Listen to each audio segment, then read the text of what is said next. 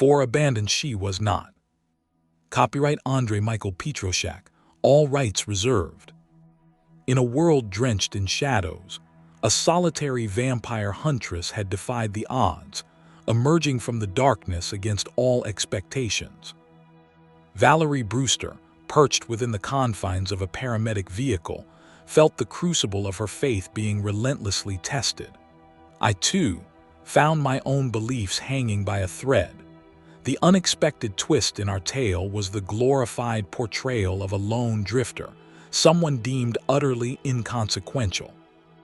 Just a mere 4 hours earlier, our investigation of a suburban construction site had morphed into an unwelcome descent into purgatory. This was no tale spun by Stephen King, nor was it a simplified horror story like 30 Days of Night. Gazing at that tenacious red-haired warrior, I felt an overwhelming pride in my choice to confront the darkness rather than retreat into the safety of ignorance. Valerie had been dispatched by some secret society, one with the means to employ vampire hunters. I had no knowledge of their workings, nor would I ever qualify for such a role. My life had been one of homelessness, drifting from place to place, a background steeped in sales, finance, and administration. I had my moments, learning the harsh lessons that street life imparts to those who survive. She had been sent to investigate the silence that enveloped the city, as the shadows of the homeless vanished, leaving behind only whispers of a rare occurrence.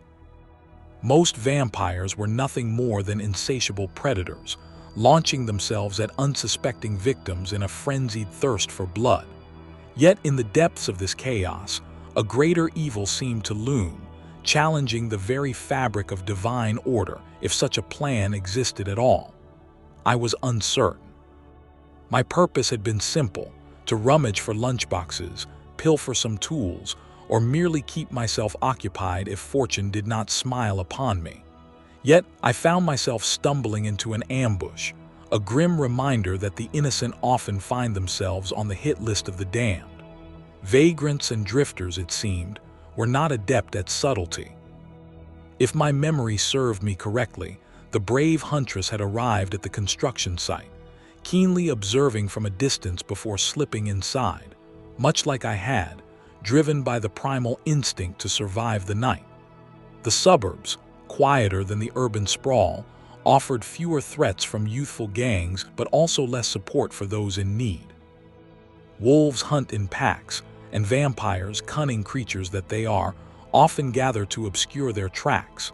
Here, a fledgling mob was forming, inexperienced and reckless, likely a band of junkies or drunks, transformed into bloodsuckers under the influence of a more sinister mastermind.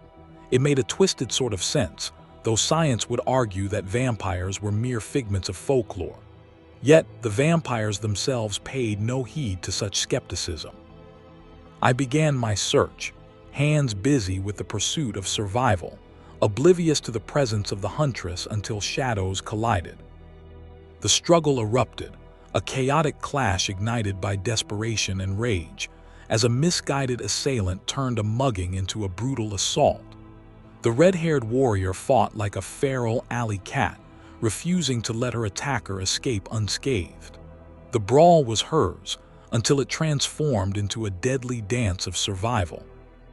As she executed her stake routine on the fallen foe, I barely had time to ponder the madness unfolding around us. The assailant's companions seized the moment, encircling the huntress. I faced a choice: to slink away and preserve my own life, a cowardly but prudent decision, or to channel the gallant knights of my childhood, rushing to her aid. She bore a haunting resemblance to my daughter, but that was not the crux of the matter.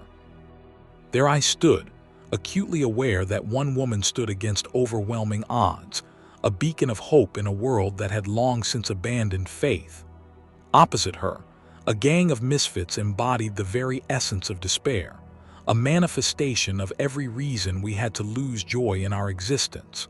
They were the epitome of selfishness, adorned with hollow smiles, representing all that had dragged us down to the depths. Though I was too distant to hear the leader's threats, I resolved to announce my presence. With no window glass to impede me, I grasped a brick, channeling every ounce of strength I possessed, and hurled it toward the leader's skull. The satisfying crunch echoed, igniting fury among the mob. At the very least, I had granted Lady Red Hair a chance to escape. The thought of facing these fiends alone was daunting, yet their hissing and bared fangs did little to intimidate me. There lay my opportunity for survival, nestled amidst the chaos, a crowbar, my makeshift weapon, concealed within my jacket. Yes, I had not forgotten the martial arts heroes of my youth. In my own, unrefined way, I prepared for the fray. Two of the attackers charged through the window, another crashing through the doorframe. As the brawl erupted, I launched a surprise attack on the first pale fiend, shattering his jaw with the crowbar's handle before driving it into his chest, aiming for the heart. But then, I was struck from the side, two more assailants converging upon me, their bites landing where more cunning vampires would tread lightly. I was on the verge of losing consciousness when the red-haired huntress intervened. Whatever had caused the agonized screams of my attackers was more than mere holy water, perhaps a concoction of acid meant to deter onlookers. But I had escaped the worst of it, able to bandage my wounds with a torn shirt, grateful for the prospect of a warmer night ahead.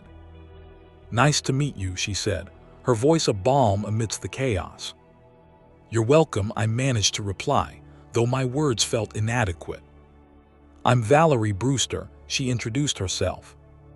"Aaron Foster," I replied. As the interference that had blocked our phones dissipated, we made our way back into the world, calling for an ambulance. In hindsight, the outcome was almost poetic. The Vampire Huntress triumphed, not merely due to her prowess, but because an unexpected ally, a wandering soul, had chosen to stand by her side rather than flee into the night. Those fleeting moments of struggle had tipped the scales, preventing the bloodsuckers from overwhelming her. I still find it hard to believe. The end.